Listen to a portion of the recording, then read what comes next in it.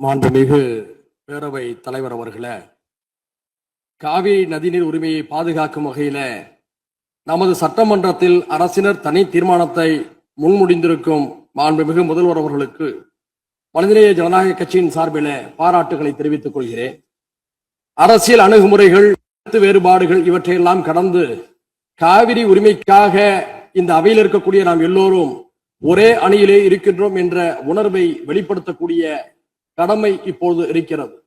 அதன் அடிப்படையில நாம் எல்லோரும் ஓரணியிலே இந்த விவகாரத்திலே சிந்திக்க கடமைப்பட்டிருக்கின்றோம்.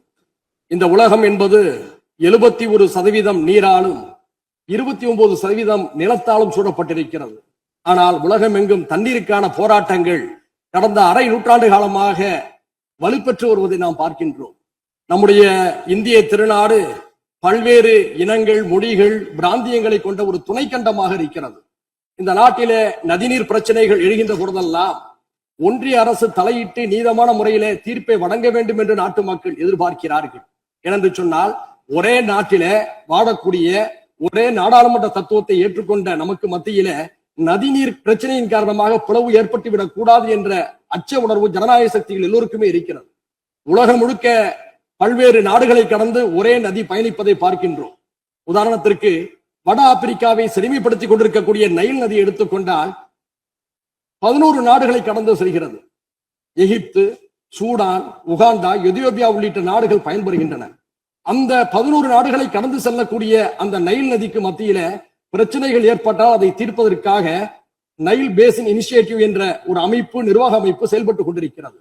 பல்வேறு நாடுகளுக்கு மத்தியிலே ஒரு நதி பாய்கின்ற போது அதை தீர்ப்பதற்கு ஒரு கூட்டுக்குழு ஏற்படுத்தப்பட்டு ஒரு ஒருமைப்பாடு நிலைநிறுத்தப்படுகிறது என்று சொன்னால், ஒரே நாட்டிலே பாயக்கூடிய நதிகளுக்கு மத்தியிலே பிரச்சனை ஏற்படுகின்ற போது ஒன்றிய அரசும் அதை சார்ந்தவர்களும் நீதமான ஒரு தீர்ப்பை வழங்க வேண்டும் என்றுதான் நாம் எதிர்பார்க்கின்றோம். அந்த அடிப்படையில இதே மாமன்றத்தில 6/12/2018 அன்றைய அரசு இதே போன்ற ஒரு தீர்மானத்தை மேகதாதுவுக்காக கொண்டு வந்த போது நானும் அதை ஆதரித்து பேசினேன். இப்போதும் அதே பிரச்சனை எழுந்திருக்கிறது.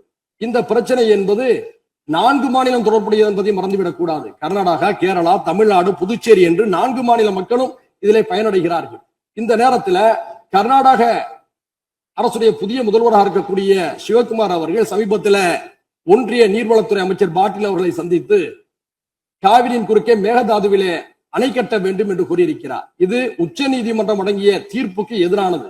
காவிரி மேலாண்மை ஆணையம் இதை நிராகரித்திருக்கிறது என்ற உண்மையை நாம் உணர்ந்து கொள்ள வேண்டும். அவர்களுக்கும் உணர்த்த நாம் கடமைப்பட்டிருக்கின்றோம். இந்த நேரத்தில் நாம் வைக்கக்கூடிய கோரிக்கை என்னவென்று சொன்னால், காவிரி மேலாண்மை ஆணையத்துடைய ஒப்புதலின்றி காவிரியின் குறுக்கே எந்த நடவடிக்கையும் எடுக்கக்கூடாது என்று தெளிவாக கூறப்பட்டிருக்கிறது. உச்ச நீதிமன்றத்துடைய வழிகாட்டலோடு அமைக்கப்பட்ட அதிகாரப்பூர்வமான அமைப்பு தான் காவிரி மேலாண்மை ஆணையம். அதற்கு எதிராக கர்நாடக அரசு செயல்படுகின்ற பொழுது தமிழ்நாடு அரசின் சார்பில் உச்ச நீதிமன்ற அவமதிப்பு வழக்கை நாம் தொடுக்க கடமைப்பட்டிருக்கிறோம் என்பதையும் இந்த நேரத்தில் சுட்டிக்காட்டுகிறேன். அது மட்டுமல்ல, காவிரியுடைய உரிமையை நாம் பேசுகின்ற பொழுது ஒரு மாற்று திட்டத்தை முன்வைக்கின்றோம்.